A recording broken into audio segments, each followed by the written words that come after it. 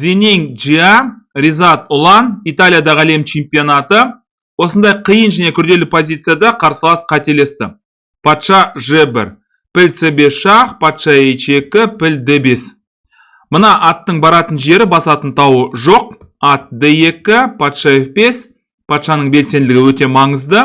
Піл А1 және піл Е3. Айтқанындай, мына піл деген қауіпсіз жерді іздеу керек.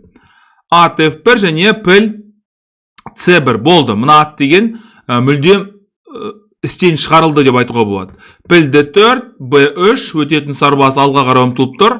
Ат E3 шах және піл E3. Әрине, егерде былай алатын болсаңыздар, онда B2 және бұл сарбазды тоқтататын ешкім жоқ.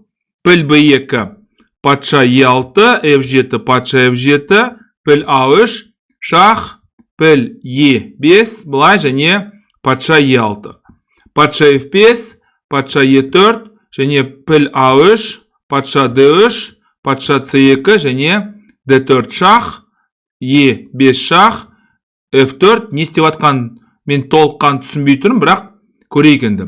Патша F2, B1, B2, патша C2 және піл B2, патша B2. Сонымен қос пілмен мына патшаға мат қою тәсілін бірге тамашалайық.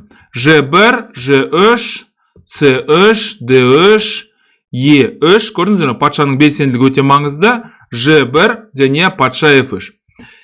Тек қана екеуі, екі піл, мына патшаға мат қоя алмайды. Міндетті түрде оларға өзіңнің патшаның міндетті түрде көмектесу керек. F1, E6, H1, F1 пат болдырмаудың амалында қарастыру керек, ол өте маңызды. Ж1, 6, H3, H2 және патша F4. Ж2, E2, былай және піл F3 мат.